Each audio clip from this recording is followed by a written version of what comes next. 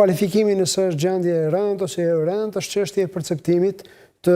drejtë ose jo të drejtë që mund ta bëjnë organizatat. Por një sistem që sa rrinë që për me përmbush obligimet kushtetuese dhe ligjore. Por çfarë ka rëndësi tani në pikpamjen edhe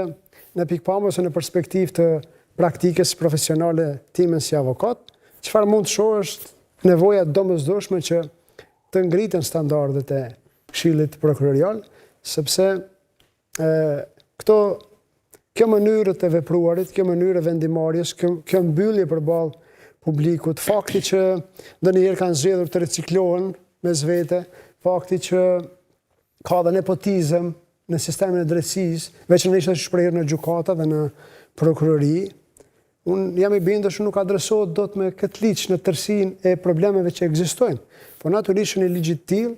një reformë e tillë është domosdoshme, përkundër që në substancën e saj nuk përbën një reformë të madhe, por është hapi i parë i domosdoshëm për të hapur rrugën për reforma të mëdha të domosdoshme që i kërkon sistemi prokurorial dhe i drejtësisë përgjithësi. Faleminderit shumë, zotëri Bajraktari. Çu keni po nevojën për reformë në Këshillin Prokurorial të Kosovës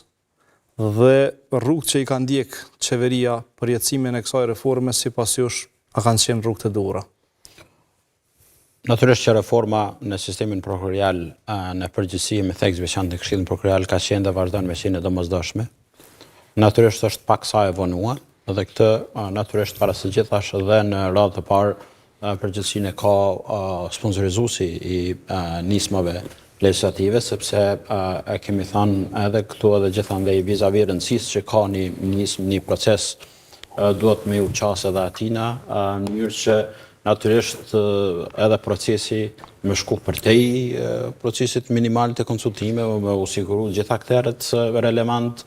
që në fund të procesit me ardhë deri tek një produkt i cili është sa më i mirë që adreson nevojën, që adreson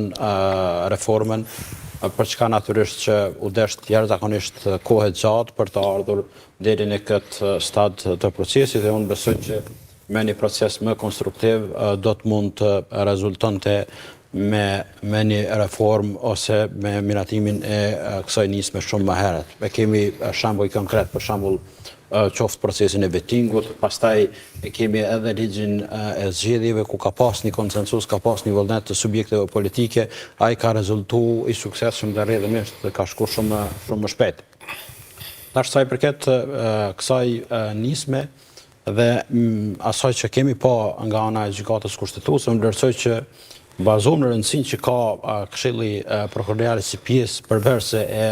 sistemit të drejtësisë, në bindjen time gjykata kushtetuese i ka vendosur disa standarde, natyrisht mbi bazën e njoftimit, sepse akoma nuk e kemi pa gjykimin, mirë po vis-a-vis rëndësisë që ka sistemi prokurorial dhe Këshilli Prokurorial në veçanti, i ka vendosur edhe këto standarde qoftë për sa i përket çështjes së integritetit, sepse siç thuhet në njoftim, i njëjti ka qenë i parashikueshëm dhe i qartë. Pas to vlen theksohet edhe çështja e akt akuzës, sepse me sa pas këtu në ndërreshta gjykata përpiqet të thonte se nuk është standard që duhej më marrë në institucione të tjera, mirë po bazuar në rëndësinë që ka Këshilli për administrimin e sistemit prokurorial, atëherë me qëllim që të krijohet shmangja e konfliktit të interesit dhe rritja e besimit të publikut në proces edhe në sistem prokurorial, do thonë e ka pa të arsyeshme dhe të nevojshme që të kalohet ky filtr për sa i përket kësaj çështje. Vlen theksohet që njëra prej elementeve jashtëzakonisht të rëndësishme që parashihet edhe me ligjin tashmë i cili pritet të dekretohet, është edhe fakti që i njëjti parasheh disa kufizime për anëtarët aktual të Këshillit me tekst veçantë për sa i përket çështjes së pamundësisë që të njëjtit të reemrohen ose të avancohen në pozita cilat krijohen për aq kohë sa ata janë anëtarë të Këshillit. Kjo është thënë më së buti një version i zbutur i ligjit dhe i kufizimit që parasheh ligji për parandalimin e konfliktit të interesit në ushtrimin e funksionit publik në eni 18 se të njëjtit nuk mund të ushtrojnë funksione ose nuk mund të përfitojnë si rezultat i të qenurit anëtar i Këshillit pa kaluar periudha 2 vjeçare dhe mbi të gjitha, domethënë kjo nismë e vën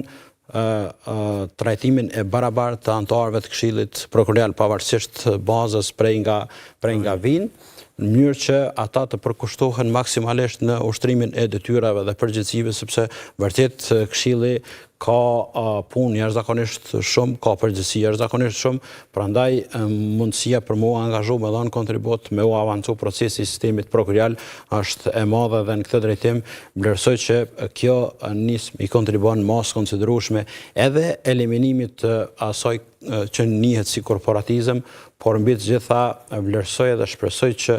anëtarët e Këshillit, ata që do të mbrohen në të ardhmen, nuk do ta shohin veten më shumë si përfaqësues sindikal në atë mekanizëm, por ta shohin vërtet veten si anëtar të Këshillit përgjegjës edhe për disiplinim, edhe për rritje të performancës, edhe për ngritje dhe avancim të transparencës, e gjitha këto shkojnë në funksion që Kosova me pas një këshill, po mbi të gjitha një sistem prokurorial që e kryen detyrat dhe përgjegjësitë e saj kushtetuese dhe ligjore. Faleminderit shumë, zotëri Bajraktari. Zotëri Shala, ju si Instituti Kosovës për Drejtësi, keni avoku vazhdimisht që të ketë reformë në Këshillin Prokurorial të Kosovës, dhe kjo reforma në fund e kaloi edhe testin e kushtetutshmërisë. Keni thonë që reforma është e domosdoshme për luftimin e korporatizmit brenda sistemit prokurorial të Kosovës. A mund është më shpjegu pak për publikun çka është ky korporatizmi në KPK, çysh duket, çysh manifestohet? Po, Bedim, faleminderit. Tash do thotë kjo çështja e përbërjes Këshillit Prokurorial të Kosovës e përmendi edhe Fatoni, rrjedh do thotë prej gjetjeve të rishikimit funksional të sektorit sundimit ligjit që kishte rekomanduar uljen e numrit të anëtarëve. Për shkak se përbërja aktuale e Këshillit Prokurorial të Kosovës është një përbërje korporatiste.